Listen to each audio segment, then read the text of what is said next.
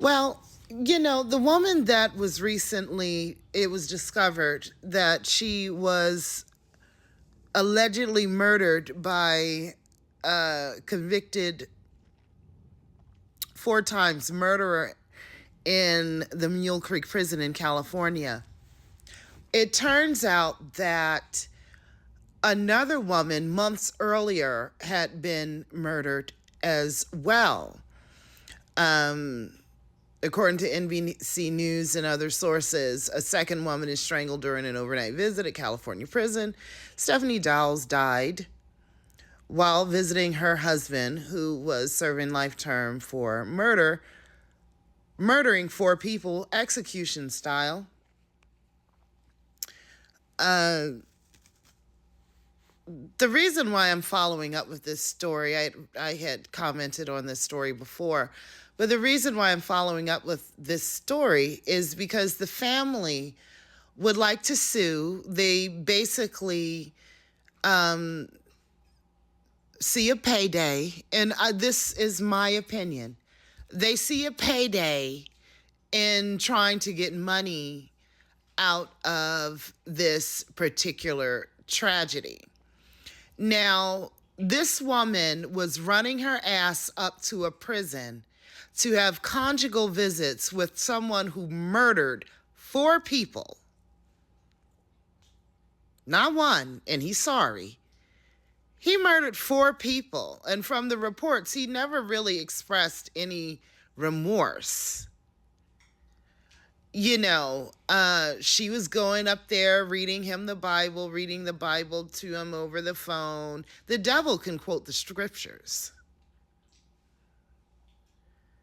So this person is locked up for life, 4 life sentences. He is never getting out. So these people have to entertain themselves some kind of way. So if they have to take a class or if they have to participate in certain things, they're going to do that because their whole world is that prison. And they're going to have to find something to do with themselves.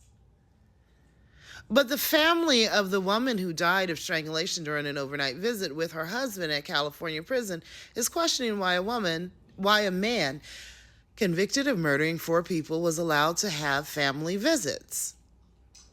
Well, why was she going up there?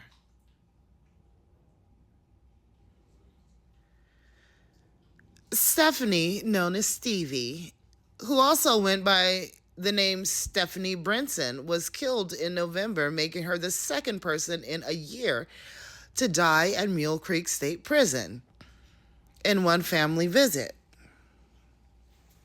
The other victim is Tanya Thomas, who's 47 years old, was also strangled during a family visit. The man she was visiting has been charged with murder in connection with her killing. Dowles was a hairdresser. She was a Christian.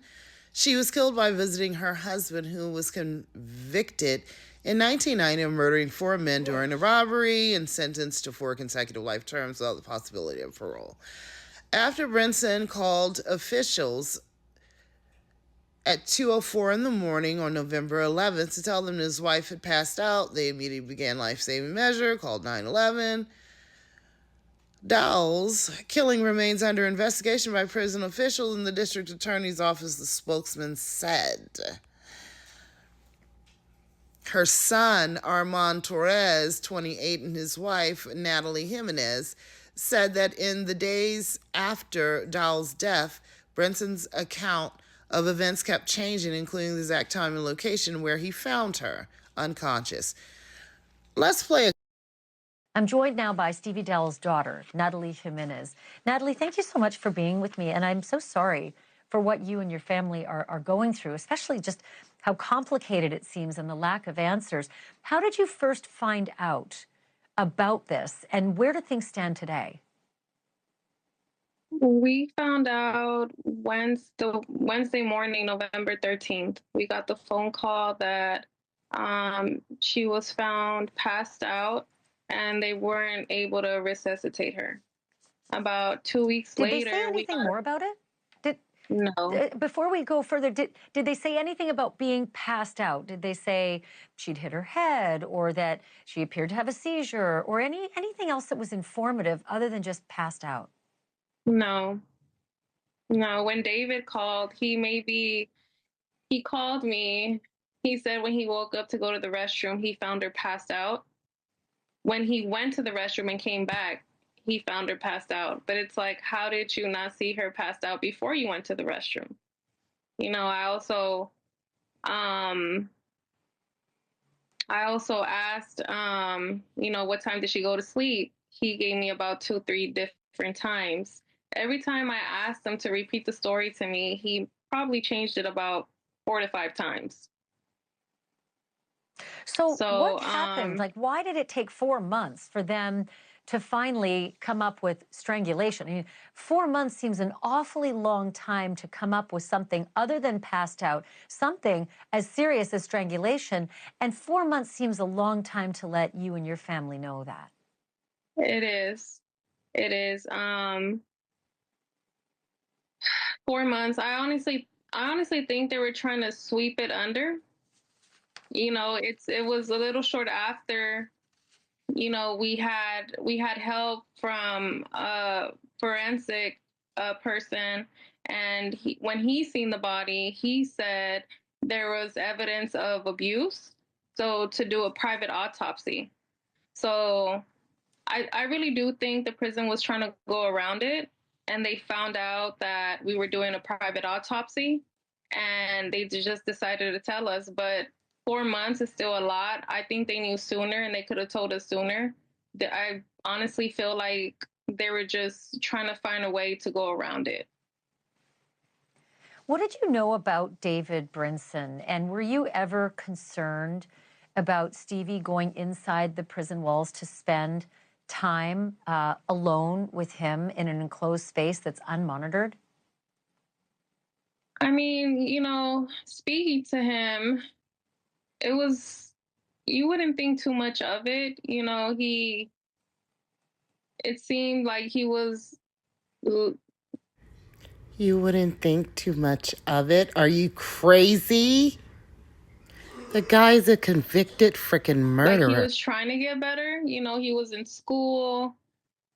He knew I was doing treatments. I was doing chemo treatments and things like that. So he would call me, and he would do like prayers before me going to my treatments. And, you know, um, he would engage a lot. Well, try to engage a lot. A lot of the family wasn't a big fan of him just because he was in prison. Nobody really knew what he was in They prison knew. for. They knew. So, And just everything what do coming you, out, yeah, I was going to say, everything what do you coming make of the fact that July 1st, this had happened to Tanya Thomas? She was allegedly killed by her domestic partner. It's two of these in 1 year. What are your thoughts about that? No, I feel like they should have stopped conjugal visit when it happened to Tanya. They should have definitely stopped it. And even with David trying to commit suicide, he shouldn't have no type of visitation after that attempt. Are you and your family planning to sue the prison based on the fact that there'd been a death like this in July, and that, you know, your mom was murdered in November? Yes, definitely. We do want justice for my mom. Um, you know, Definitely for CDRC to change their policies and be more involved with the civilians instead of the inmates. Just like inmates have to check in 4 times out of the night, they should at least check on civilians 2 to 3 times a day or in the night, whatever the case is. But yes, we do plan on going after the prison after CDRC. This was a consenting adult willingly going into a prison to see a 4 times convicted murderer. Did Natalie ever tell you and the family about these visits and the security? Was there a panic button? Was there some means of communication for an outsider being brought into the inside to spend upwards of 40 hours fairly unmonitored? What kind of security systems were in place? Did she ever describe it? No, no security really in place. I mean, when she gets there, they take away all her personal belongings, meaning like her purse, her wallet, her cell phone. So she really just goes in there with the clothes that she brought. So you just go in there, and the only one that does a check-in is the inmate. They do a check-in 4 times out of the night just to make sure they're in the room. But there's nothing for the visitor who may be in a dangerous situation to communicate to guards, I need help inside this room or in this apartment. No, just the phone. Just the phone where the inmates have to check in. But And either I have to they ask should you this, definitely have. Natalie, sorry to interrupt, did your mom ever say that there were any red flags at all? I mean, she brought this 3-year-old, right? I think it was a 3-year-old on one of the visits. Did she ever feel there was any risk at all of having these visits? Yeah, that was actually my son she would take. No. And it just makes you think, like, what if he was in that visit with her this time? You know, maybe he would have hurt my son as well. It just makes you think all kinds of things, but no red flags. The 2 visits that they went on, she said, and he also said that he was grateful to, have spent time with my son. And, that was kind of a connection for him of the outside world. And he was really happy when he spent those 3-4 days with my son. That's a damn shame they subjected that child to that. A damn shame. It's not their fault that he killed her. It's not their fault that it's the law that he's able to have conjugal visits. You know, what I don't like about these so-called Christian women is when it comes to sex. They'll sit there, they'll talk about Jesus and they're in love with Jesus and the Lord and this and that. But when it comes to spreading their legs or bending it over and getting them cheeks clapped, all of that scripture is out the window. This woman is running her ass up to a prison to bang somebody who murdered 4 people. And what's super disgusting is that sometimes she would bring her 3-year-old grandchild up there. The 3-year-old called this murderer Grandpa, according to the reports. How disgusting. You're bringing this 3-year-old child who's not really old enough to speak for himself up to the prison so you can play house with some convicted murderer. So all of these reports that we're hearing about how she was such a good woman and a Christian and a this and a that and all of this other stuff, that may be so. She may have done all of that. But when it came to lust, like a lot of women, you don't want to be alone. You got an itch that only a man's penis can scratch. And you're sick of talking about Jesus in a cold bed. So you get with any bum, thug, hood rat, prison inmate that you can find just so you can get that sexual healing. Stephanie was a woman of God who did many things. She loved to talk a lot about God. I don't much like to do videos because I don't like the way I look in pictures. But this morning after my run, or during my run, I was talking to God and just saying how much pain I'm always feeling. And why do I have to go through so much I realized, I'm a pretty happy person. I got a lot of great things going, but I suffer a lot of heartaches. And I feel like maybe somebody else can attest that you might be a very giving person, and a lot of times you do a lot of wonderful things.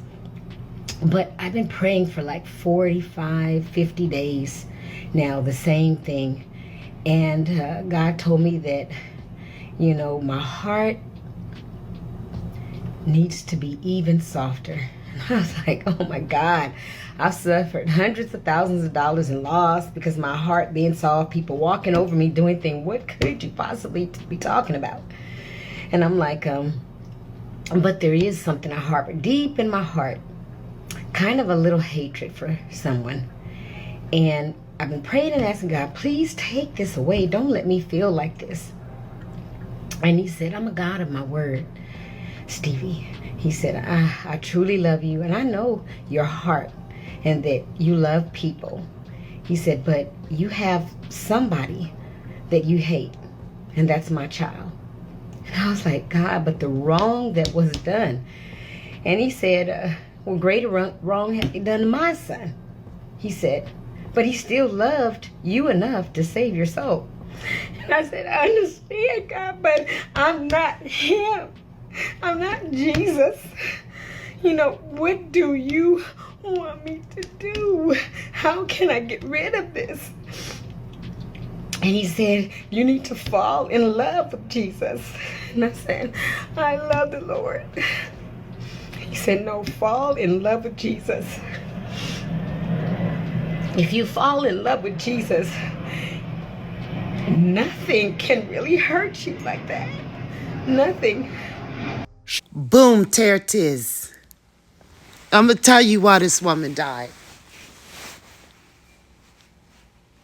Because I'm going to tell you why, and I'm just reading the situation.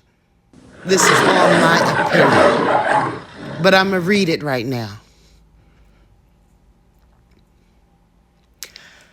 Do not fuck with God, okay? Do not fuck with God. This woman is sitting up there, running around, having the outward appearance that she's such a holy Christian. She's running her ass up in this prison, screwing this murderer. Okay. And then she has the audacity to bring an innocent 3-year-old toddler up in there. And this woman right here, shame on you for letting this woman, your mother-in-law, bring your child to a prison to visit somebody, especially somebody who was convicted of murder. Now, you're going to say you didn't know that this man was convicted of 4 times murder? If you're taking my child to go visit somebody, and especially a place like, first of all, my children wouldn't go to a place like that. But this woman is taking this child up to a visit, conjugal visit with an inmate. And you don't want to know what this man is convicted of? Why is he there? For life? You had to know it had to do with murder. He's in there for life. Times 4.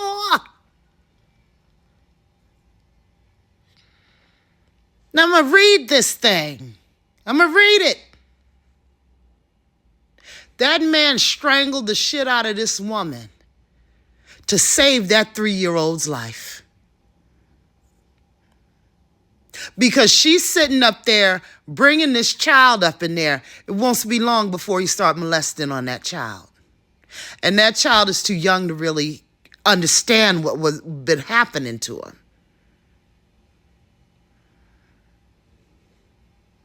It's disgusting. It is evil that you basically are laying this 3-year-old on a silver platter to the devil. And then out the side of your mouth, you talking about you in love with Jesus. But you won't protect that 3-year-old child that you bringing up there to spend a couple of days with a murderer.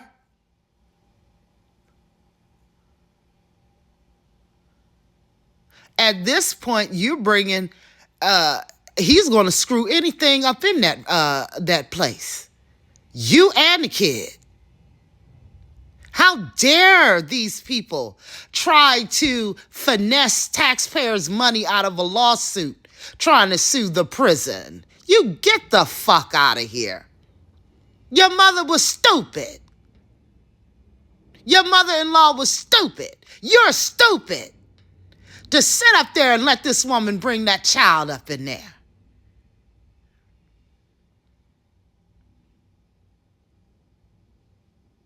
And that's exactly why he strangled that bitch. To protect that child. Now, I'm just reading the situation. I'm just reading it. This is my opinion. This is my intuitive, spiritual opinion.